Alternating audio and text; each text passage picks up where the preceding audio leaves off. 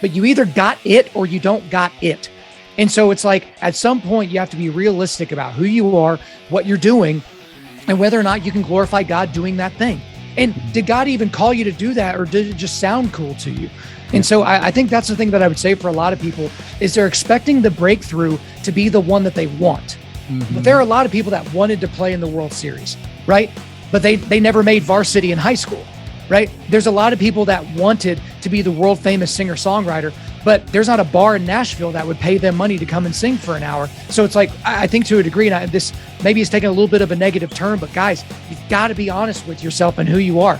This idea that parents put in your brain that you can do anything you set your mind to, it's wrong. It's not true. You can't do anything you set your mind to. Right.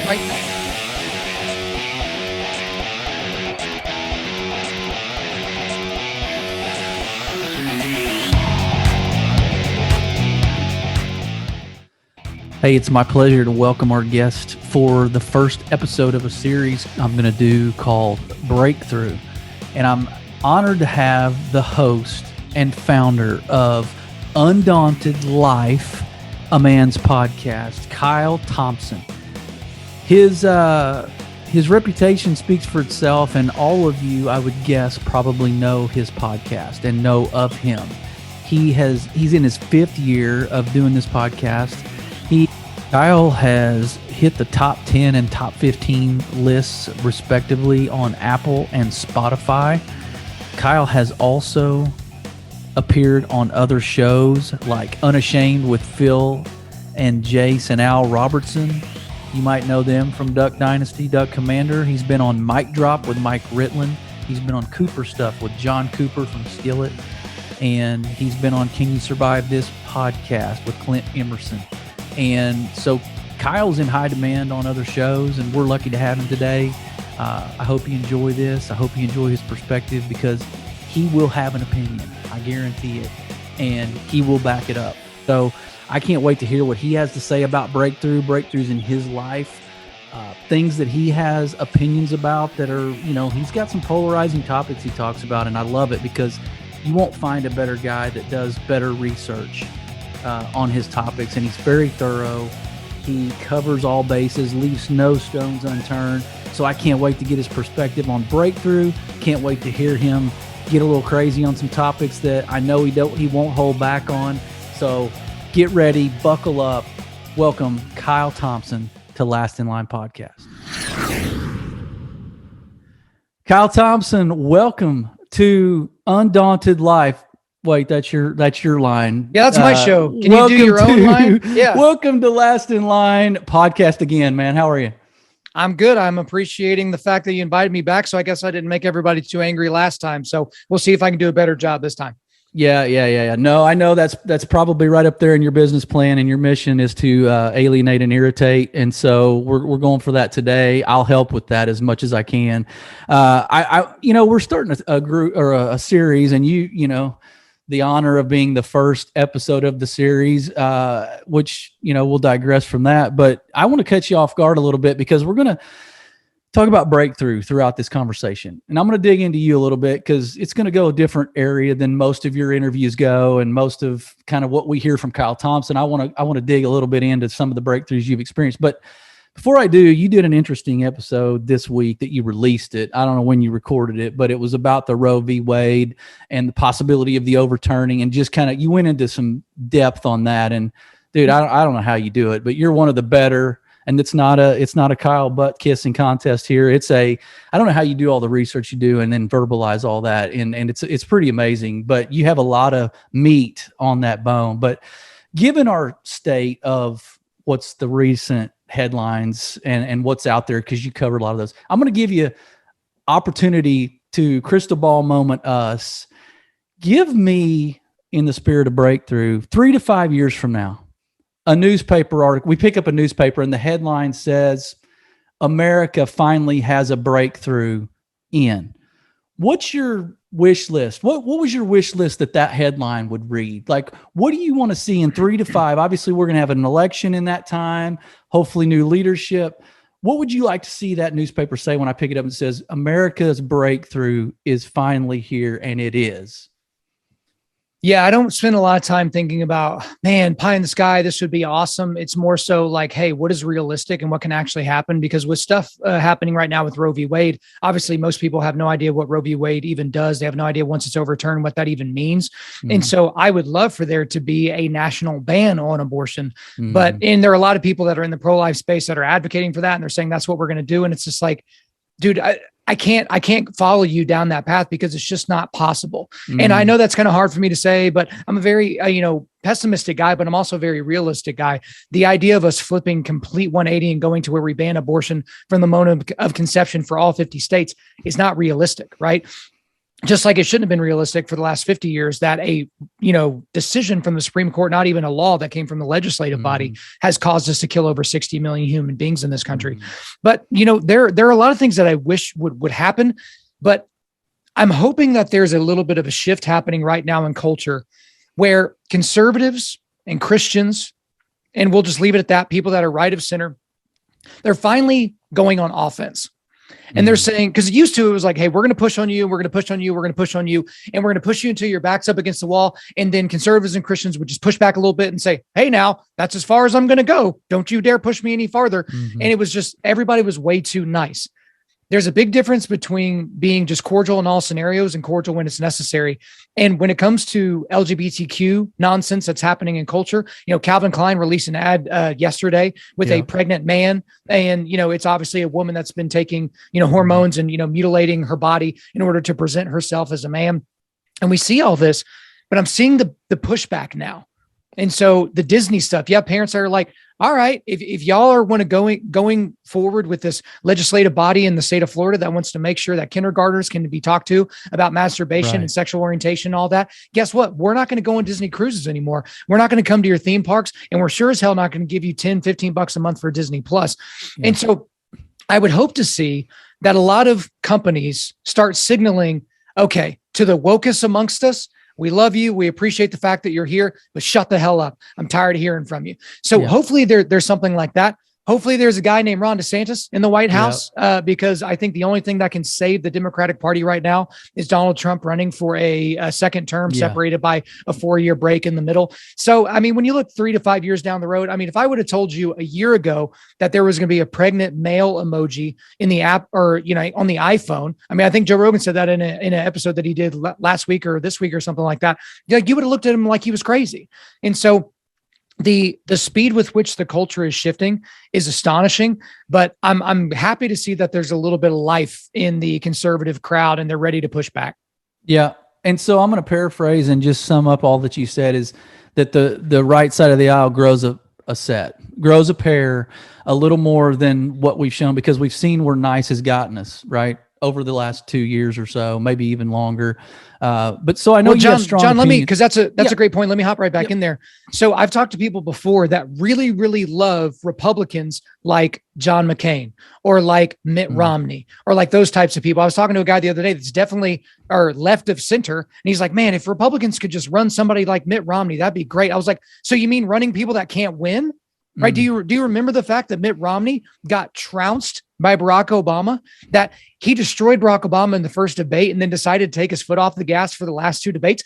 That's the guy you want, the nice guy. Now, I think the pendulum swung way too far to the other side of things. And we got Donald Trump, which, as I've said, he's going to go down in history. If Roe v. Wade is overturned, he's going to go down in history as one of the greatest American presidents of all time, regardless of if you wear the MAGA hat or not, just because he put 3 Supreme Court justices on that ended up flipping that case to what it should have been from the very, very beginning. But it's kind of like what you were saying. It's like this whole nice guy, go along to get along.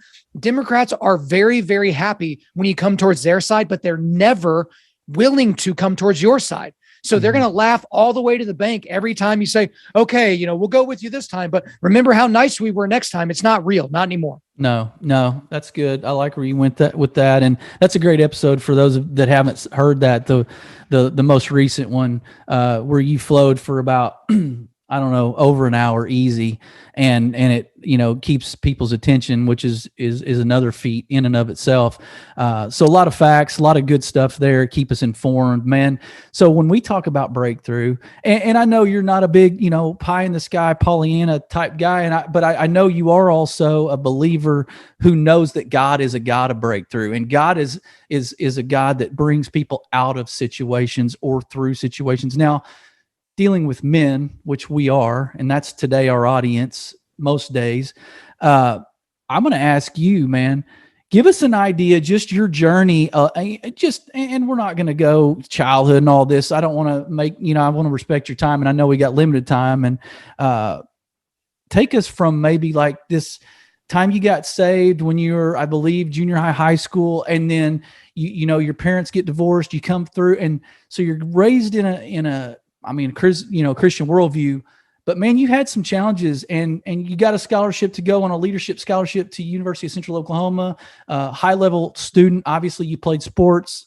Dude, tell us about your thoughts of breakthrough, and then something in your life where you actually really felt you broke through some adversity substantially. Yeah, I'll be honest. There are people that have incredible stories, and I just don't feel like I have one of those. Every time someone asks me, hey, can you get up and give your testimony? I'm like, oh my God, like, it's just like shoot me in the face, because it's just like every time someone else gives their testimony, it's like, yeah, there was that one time in 7th grade when I got a bad grade and I got grounded and it was so bad. And it's like, okay, I want to hear about the guy that was dead on the side of the street with a needle in his arm, and some guy walked by and noticed and, gave him CPR and, brought him back to life. Good Samaritan. That's the type of thing. Like, I don't really care about the person, because it's like, yeah, my parents got divorced when I was 13, which makes me just like about 50% of the population, right? There was nothing unique about that. It wasn't fun. Like, certainly wasn't fun being the ping pong ball back and forth between my mom and my dad. My dad was too cowardly to complain about my mom to her, so he did it to me. Same thing with my mom. She wouldn't complain about my dad to my dad. She would complain about it to me. Like, that's not fun, but it just kind of is what it is. Like, I don't hold any resentment to that period of my life, because both of my parents stopped, maturing at about the age of 15 or 16 years old. And they're both, in their 60s now. And it's just kind of the way of it. It's like, I can learn from that and be like, I certainly don't want to act like that. I don't want to be manipulative. I don't want to be a curmudgeon. I don't want to be all these things that you could do to describe my parents. But I would say that in terms of like a breakthrough moment, I was always a good student, but I was also a class clown. So if I could get a good grade, or if I could get the class to laugh out loud, I would have taken the latter. That was just kind of the way I went about it. And part of that was because my sister was a year older than me, but she's the literal like mirror opposite of me, I guess you could say, because she's very quiet, very front of the classroom, very nerdy. And I'm like the opposite of that. I'm sporty. I'm bombastic. I like to, kind of, be the center of attention. And so getting good grades was important. I would get grounded if I got bad grades, and that's actually a good thing. I think shame is an actual great motivator. But my senior year of high school, I'd been a Christian for a couple of years, but I'm still kind of a knucklehead. And, I'm well known and well liked in my high school, which is fine. I guess being popular in high school is better than not being popular, if you think that's cool. But there was this moment where there was this group of young men called the Blue Body Brigade. And so we would paint up our bodies and go to the football games and, hoot and holler and, cheer the team on, and the basketball games and all those types of things. Cause, I didn't play football. So I played baseball and I wrestled. And so at that time, it's like, hey, I got to do something with my time. And so there were we spelled out Eisenhower, because that was the name of our high school, Eisenhower High School. So that's a lot of guys. Yeah. And so people kept coming to me, like school administrators or people that wanted to do sponsorships. They kept coming to me whenever there was like an organizational thing that needed to happen, right, for that group. And I kept being like, why do you keep bringing this to me? Like, I don't want to lead this thing. I never thought of myself as a leader, right? I was a leader, but I had never really cognitively worked my way through that. So beginning of my senior year, all of a sudden I take on the moniker of, I guess I'm a leader. I'm a leader of this group of people, which, not 6 months later, I'm sitting there in an interview room at the University of Central Oklahoma to get the #1 leadership scholarship, full ride scholarship, and there's over 1,000 people that applied, and I know only about 25 people are going to get it.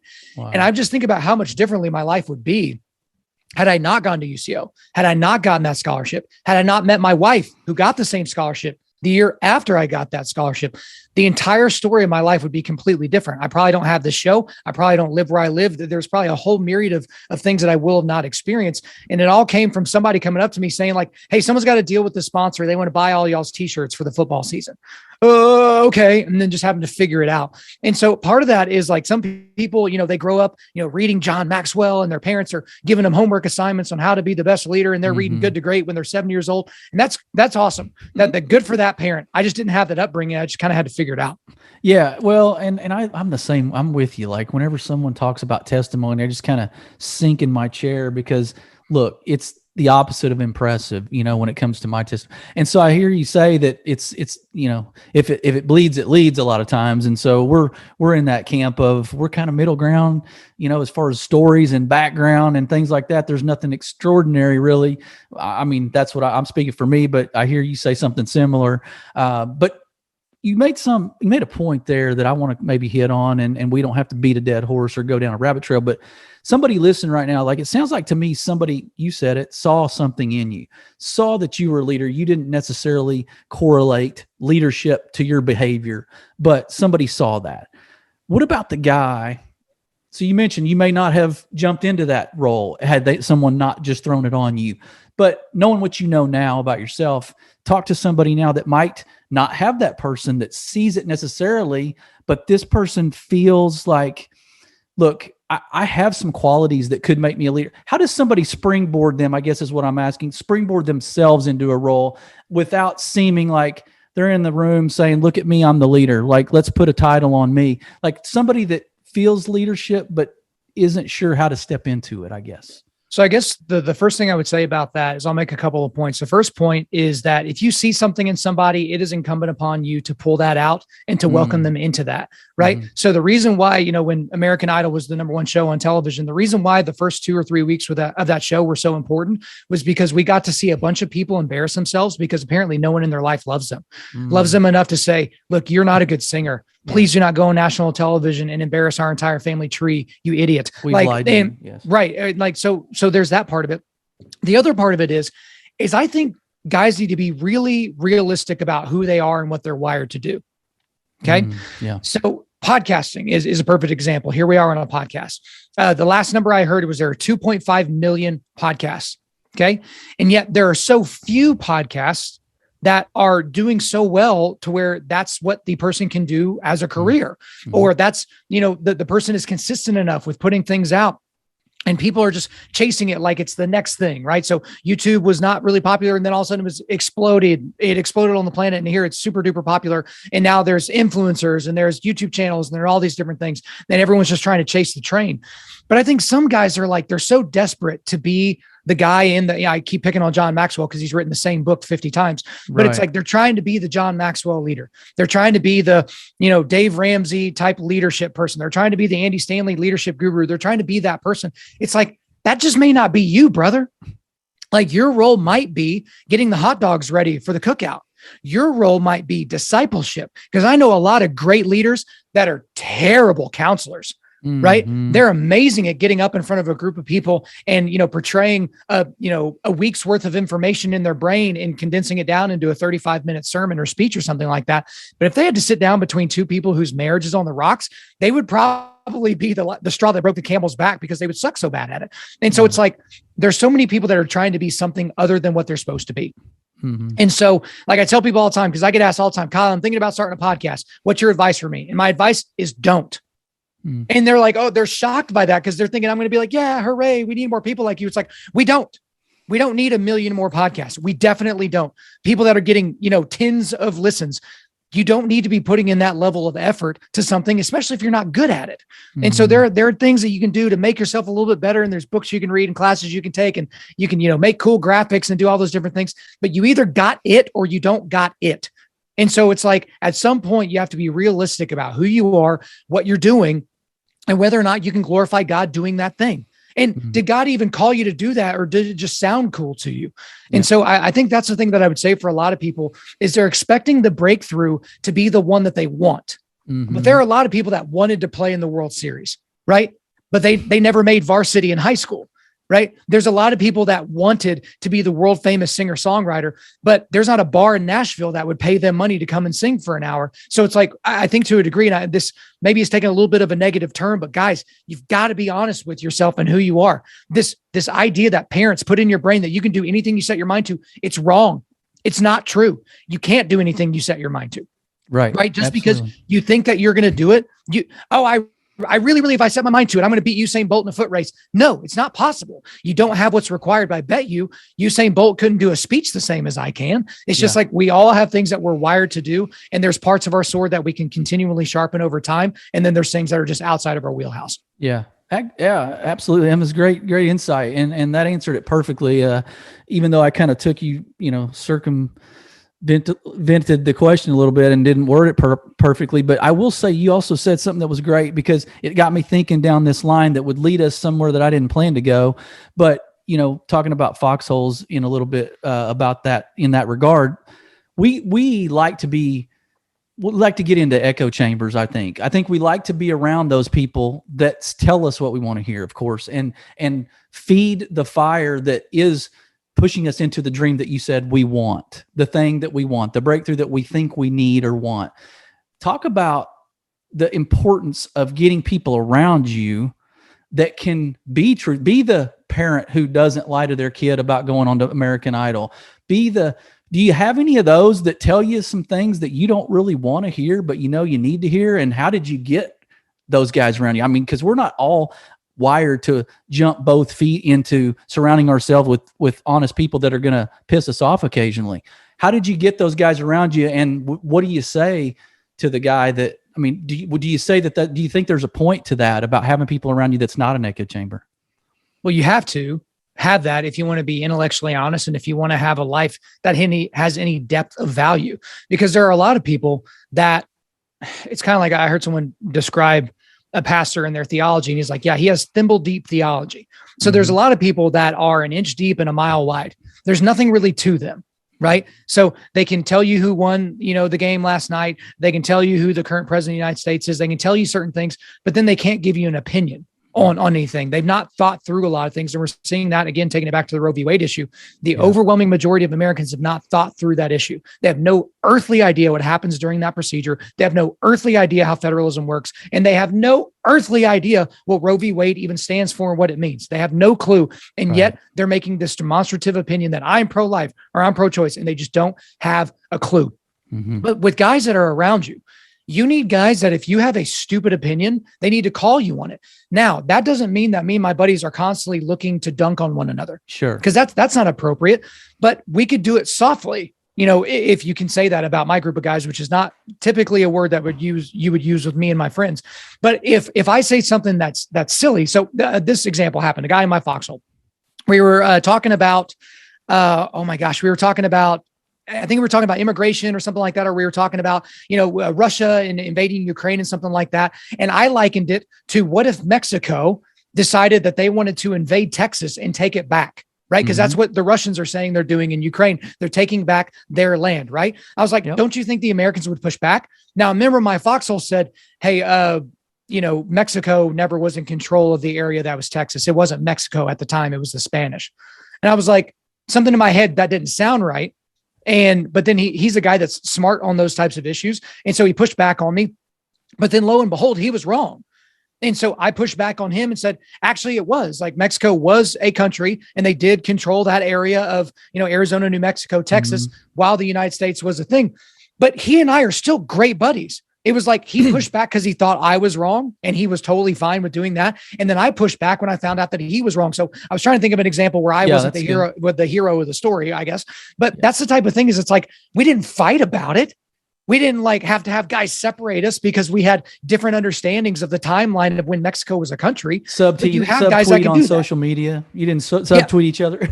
This subtlety that some guys use in this passive aggressiveness. It's like you can be direct without being aggressive, but sometimes you need to be direct with aggression. Yeah. And so, like if a guy's doing something that is detrimental to his personal health, I have another buddy of mine that's in my foxhole, very, very smart dude, business owner, great family. Well, 1 out of every 50 times that he drinks, he makes really, really, really dumb decisions.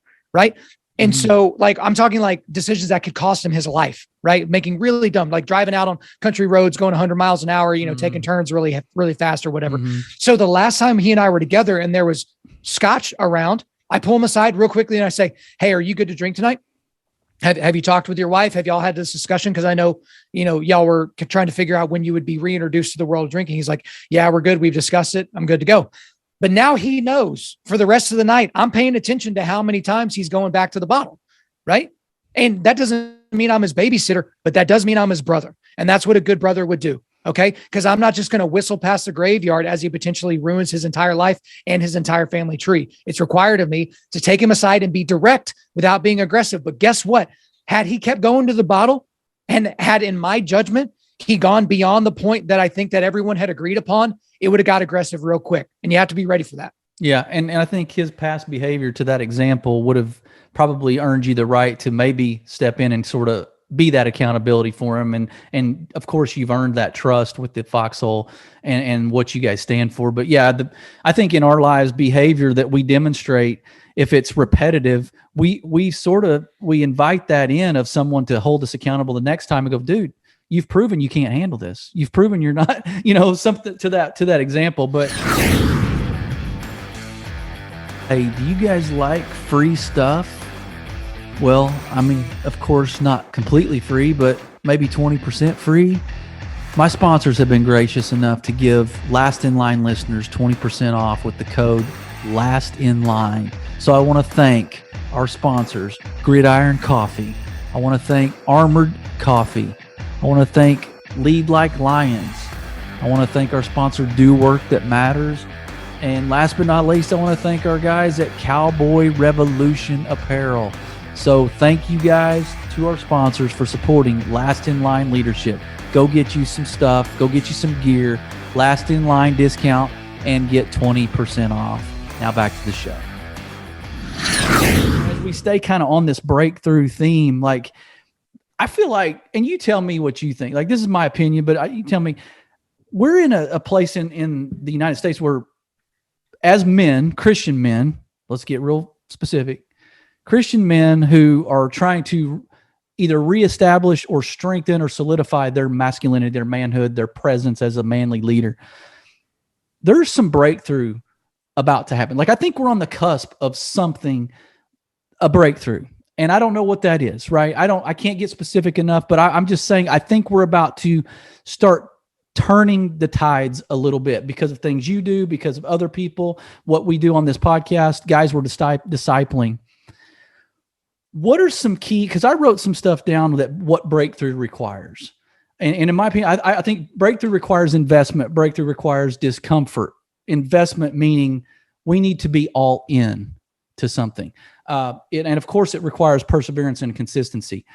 Do you have anything in your life where you felt like, let's just use podcasting, for example. You probably had some people that said, I'm just assuming this, I could be wrong. Hey man, you sure you want to do this? Like before you made this your thing, like you were doing another career and this now is your career. Like maybe you had some guys that are like, man, I don't know. There's, what do you, I don't know if you're going to be able to pull out. What about yourself? Did you solidify or confirm that said, no, this is it. This is what I'm going to do because I've invested. I've gotten this uncomfortable. I may have to get more uncomfortable. I'm persevering through this. It's not going to go well for your question, but no one told me this wasn't going to be a good fit. Nice. And so that's a good example. There was an apologist back in the day that talked about where your passions and your skill set meet is important, but that needs to be confirmed by the people in your world that love you, right? Because there are a lot of people that are passionate about podcasting that suck at it, right? Yep. And we know that there's a lot of people that are passionate about, jujitsu or, beer league softball. They're just not any good. And that doesn't make them a bad person. And that doesn't mean they can't be in your foxhole. That doesn't mean they can't be on your team. It just means they are what they are. And so for me, this is where, my passion for, authentic biblical masculinity, a revival of that. And then my skill set, being able to take in all this information and to be able to spit it out in a way that is entertaining and is enthralling and is informative and educational and all those different things. And to do it with a certain level of gusto and passion that apparently people like. And then you bring that together.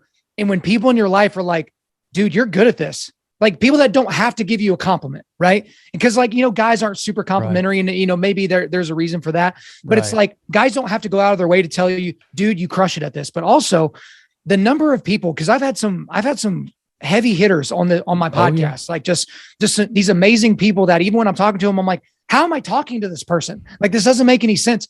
And then as soon as the interview's over and the recording is stopped and all that, they're like, Kyle, you're amazing at this. And again, it sounds like I'm tooting my own horn, and I'm saying this in all humility. It's a confirmation of what I felt like God told me years ago that I'm supposed to be doing with my life. And so every single time I get a 1-star review because someone doesn't like my opinion or doesn't like the way I say things or doesn't like the intro, outro music of the podcast or doesn't like the ads or doesn't like this or doesn't like that, I remember that Taya Kyle, she's the one that just popped right into my mind. This amazing woman, this woman who lost her husband to murder, the greatest sniper in U.S. history, was murdered when he got back here by another veteran. To hear her after the podcast is over, when I'm still early, right? And she's just like, hey, this is what you were built to do. I didn't ask her, hey, Tay, what's your opinion about whether or not I'm good at this? And maybe I shouldn't have shared that because that was a private moment between her and I as friends, but she's just like, this is what you were built to do. And it's so incredible to see you doing what you were so clearly built to do. And then she went to her Facebook page, which I guess she made it public, and she posted about me, some random dude with no profile at the time, and said, it's so awesome to spend time in the orbit of somebody that literally is doing exactly what they're supposed to be doing. And so for you guys out there that are listening to this, if you feel like your life is kind of wasting away, you're working that typical job. And this is not my call to everyone to be an entrepreneur, because just like there's way too many podcasters, there's way too many entrepreneurs that are not going to survive. Like they're going to, blow their savings on some stupid idea or widget that's not going to be successful. The thing about it is, if you are just wasting away, if no one's telling you, man, you were really built to do this, you're a great accountant. Man, I just got to tell you, like, I'm a good welder, but when I watch you weld, like, it's just like, it's like art, or for whatever reason, or man, like I've never been able to talk to a client and get them to convince them that life insurance is what they should have and what they should do to protect their family. And I just sat in a meeting with you and watched you just, carve the place up, and you did exactly what was right by the client. Man, that's amazing.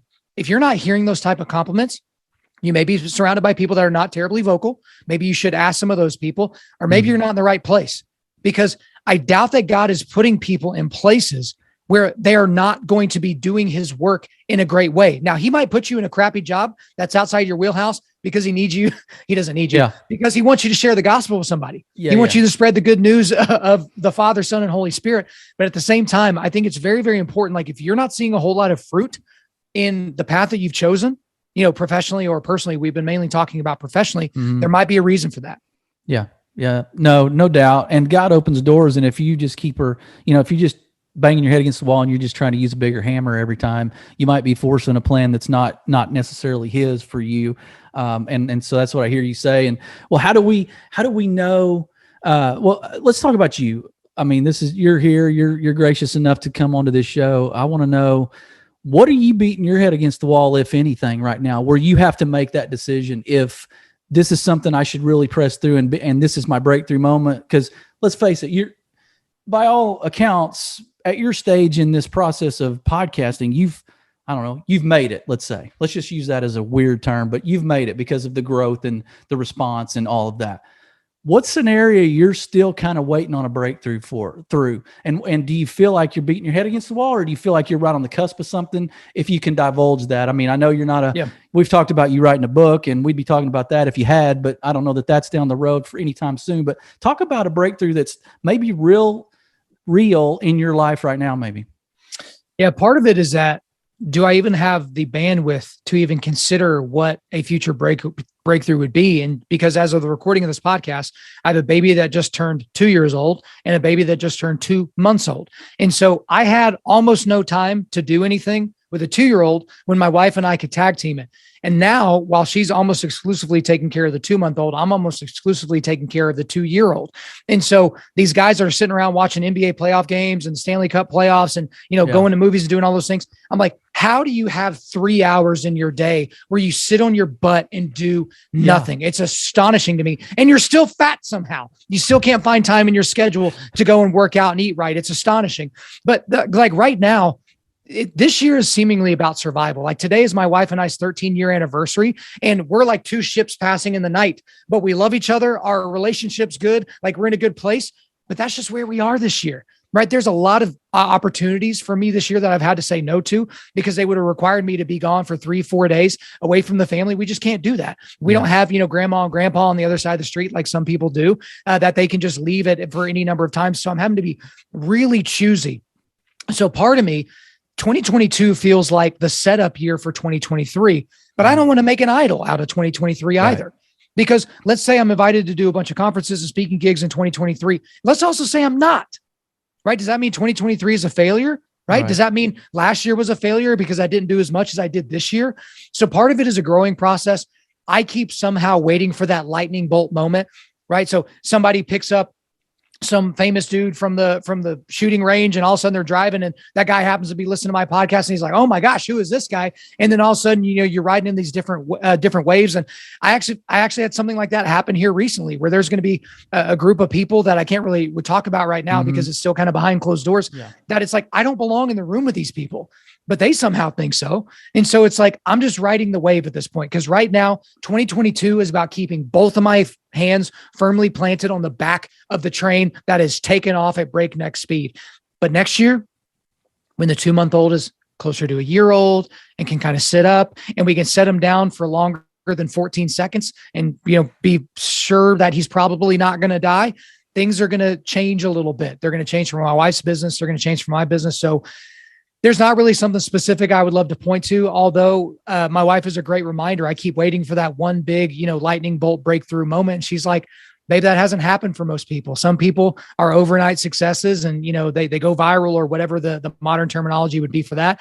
And some people just grind it out day after day after day." It's the same thing I told you a year ago or so, when you're like, "Man, I've been doing this a year and I'm not, the biggest podcaster on the planet." It's like a whole shut year. Up. Yeah, it's like, shut up, dude. I don't double it. Like, okay, do it for 2 years. And it's like, because I guess you could say I was maybe doing this for 3 or 4 years before I started to really think, okay, I'm getting a little bit of momentum. And that's why most people die on the vine. They get really excited for about 90 days. They put out 3 or 4 episodes and they're like, "This is really hard." And then they go back to eating, Cheetos and watching Netflix. And so it's a hard thing, but you have to stay on the grind. And you have to be okay with the fact that you might stay on the grind and you may never be a success. And I'm not talking about you. I'm talking about all of us. For sure. Right? You might grind and grind and grind it out to do whatever it is you set your mind to, and you still might not succeed. The book Atomic Habits has been one of the best-selling books of the last few years. I thought the book was terrible, but there was one great point from that book.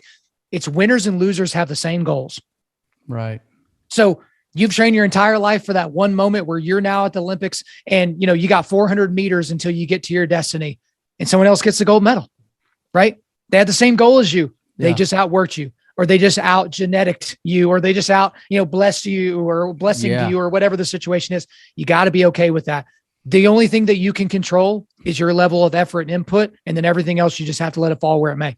Yeah. Yeah. And sometimes there's not really an answer to that question. Like sometimes there may just be a season. And to your point of your anniversary, congrats, by the way. I mean, thank you. I would think you and your wife don't wait for that one celebratory event in the year to celebrate each other. Like I would think you're doing that throughout the year, just like Valentine's Day is more than February 14th.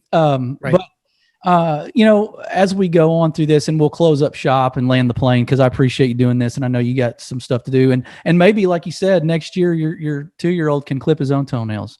Oh my gosh! They're like razor blades. Like if I didn't clip them, somebody was going to have to go to the hospital because he was going to be opening up some gashes with those things. And you were probably on edge every time, just like I was. Like you just don't know. You're just so uneasy about doing that particular task. All right, so I want to do something with you that I've done in the past, but not with everybody. But real quick, and we'll get some of your resources or find out where to track you down and harass you. I do something called Start, Stop, Continue. We've done that in business world for a long time, where we kind of analyze, evaluate our leader. They leave the room, right? We're at this meeting. They leave the room. There's 20 of us in the room, 10 of us in the room.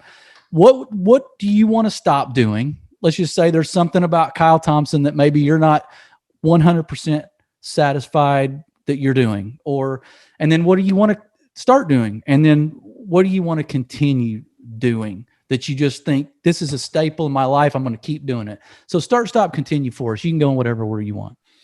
Yeah, I'll go with continue. Part of it is people love to get ready. And so people love to get ready to potentially think about maybe possibly getting in shape. They do a lot of thinking about it, right? Mm-hmm. And then the time comes, it's time to work out, and they find something else to do. And so part of it is I've lived a very, very disciplined life. Well, a lot of the decisions that I've made don't make sense to a lot of people. In college, when my friends would go out drinking and partying on Friday night, I was studying for the test that was coming up on Monday. So while they were freaking out on Sunday night because they hadn't started studying until after dinner on Sunday, all I'm doing is reviewing my notes. And it's because of the decision I made on Friday and Saturday to have a more relaxed Sunday to do better on the test on Monday. So part of what I do is I just lead a very, very disciplined life. So right now, with an incredibly crunched, time basis, because we don't really have, great childcare situation right now, I can't do all the things I would want to do physically. So I've just upped the intensity. Most people would use as an excuse for gaining weight and getting out of shape. I'm not going to allow me to get to that place. So that's a continuation point. For my podcast, I'm booking podcasts out 2-3 months in advance. That gives me time to really absorb the content of these people and to really read their books. And that's one thing, as I get busier, the temptation is going to be to not read every word that is in the book of the person that I'm about to interview. But I'm going to continue doing that because that's what separates me from a lot of people in this field is people are lazy. They take, here, I'll grab one. Let's see what we got. Doing it live here. Okay. Because they don't send you the Spark Notes, right? Well, so I just had Jack Carr on the podcast. He's got this book coming out next week, but every single publisher will send you a little leaflet, a little piece of paper that tells you who the person is. Hey, and here's 10 questions you can ask them. I specifically don't even look at those questions because I don't care what the generic, radio questions are going to be. I care about what I want to ask the person. I care about what I think my audience would want to know. And that's how I build out my interviews. So that's what I'm going to continue doing as hard as that is for me, because I don't read very fast. And, sometimes it's hard for me to really absorb the content. That's what I'm going to continue doing. Yeah. With starting, there's nothing that I can think of starting right now because starting requires time, and time is not something that I have. I keep going back to but that's the worst time in the history of my life for you to ask me that question, because literally I'm having to plan a week in advance for when I can mow the lawn. Because it's like, okay, I got to make sure that maybe it's during one of them's nap time. And then I feel like I'm doing like life calculus to try and figure out when I can do a task that needs to be done. Yeah. And so, maybe I'm outsourcing some things here and there to kind of help that. But there are things that are just up to me to do. So I don't know a single thing that I would start. Maybe you're going to start screening for childcare, in-home childcare. Well, that's part of the thing as well. Is like we do have childcare options. They're just very limited. And anybody knows right now that is looking around for childcare options, nannies are completely booked up. Every single Mother's Day out's booked up. Every single daycare. We got a call from a daycare that we put in a deposit for before our first son was born 2 years ago. They called us like a week ago. Right. And so it's just like, it is what it is. Yeah. In terms of stopping though, there is something, and I don't know if I've talked about this on my show or not, but obviously I'm a ginger, I'm redheaded. So I'm very typically angry Irish, right? Now, I've gotten a lot of my anger really under control because, like I've talked about before, I don't really watch my favorite teams play that often anymore because I can feel that anger bubbling up inside of me. And it's like, look, the Cardinals losing a game in May should not affect me to the point where I'm thinking about it the next morning and everyone's wondering if Kyle's still mad. And that's who I used to be when I was in my 20s. And I'm never going back there. My sons are never going to see that part of me, but I still get those little snaps of anger, right? So it's typically when I'm alone, I make a mistake, or, I screw something up on a design or on a podcast or something like this. God, you idiot. And I have this really, really bad internal dialogue, which is going to be a shock to no one that's listened for the last 45 minutes because I sound incredibly pessimistic. But I don't have to have people break down the stuff that I create because I look at myself as if I'm an insect. I'm an idiot who can be squashed as quickly as possible. And I'm the one swinging the biggest hammer. And so part of what I would like to do is just to try to extend my runway to anger by like a second, because I've never been the guy that just hauls off and punches a wall or hauls off and throws a baby. Like I've never been that guy. I've never been violent with my anger, but it's just this incredible moment of built up outburst. That's why I powerlift. That's why I do jujitsu. That's why I train Muay Thai and kickboxing. Yeah. It's because I have to have an outlet for all that crazy ginger anger that's just popping around inside of my body. Yeah. But that's one thing I would love to stop doing is just that immediate reaction of just that explosive, stupid half-second Tourette syndrome that I have. Right. I would love to get that a little bit more under control. But again, if you knew me 10 years ago, you would have never thought that I would be able to like operate in this world, because you would have thought my head was going to explode at some point because my anger was just crazy out of this world. Yeah. And I would stew in it. So basically what I would do is I would go really, really angry. I'd shoot through the roof and then I'd come back down and then I'd stew in it. I'd stew in all the muck that I just created. Whereas now I shoot through the roof, come back down, take a deep breath and go, wasn't that big a deal. So I'm trying not to destroy the roof panels as much as I have been. So that might have been We talked about a lot of good stuff, but that right there might have been for somebody that might have been a game changer, just hearing you talk about that and be transparent. But I would also say just harnessing it is probably okay, because I would think some of that is how you keep your edge. I mean, that's probably somewhat why you're so sharp in what you do and excel. John, let me hop back in here on this. And I know we're short on time here. Yeah. When I was in my early 20s, mid 20s, I had some people in my life that were just incredible leaders, right? These are the people that got paid to be management and leadership consultants. And at the time, I'm like, that's like the ultimate. That's what I want to do. That's like the coolest thing. And I had a meeting with one of my mentors. He was probably my number one mentor at the time. And he was excited to be around me, and he was energized and blah, blah, blah. And the next time I met him, he was a little bit different. He was a little bit more kind of relaxed. And, I didn't know if he was not paying attention or whatever. So then when I met him a third time, he's like, Kyle, I used to get really excited when you would be around, and I'd get energized by your youthful exuberance and all those different things. But sometimes when I'm around you, it's just exhausting. You're so much, like, there's so much energy. You should be more like me.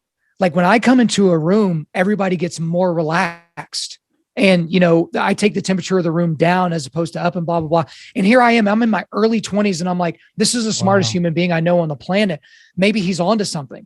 But I realize now, he was just uncomfortable with who I was. He was uncomfortable with the wild Mustang in me. He wanted me to be, the horse that you see at the carnival that just walks in a circle and doesn't want to do anything else with themselves. And so that's not to say that he was wrong for doing that.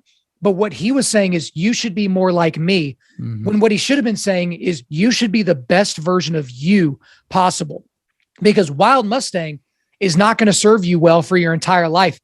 But a bit bridled horse, a meeked horse, right? Meek means power, tremendous amounts of power under tremendous amounts of control. And that obviously applies to biblical masculinity as well. That's the important thing for people to realize, is you might get advice from people that is just flat out wrong. It goes back to, again, your wiring. But for me, I'm never going to lose my edge. I remember talking to a guy from my church a few years ago about men's ministry at the church that I currently attend.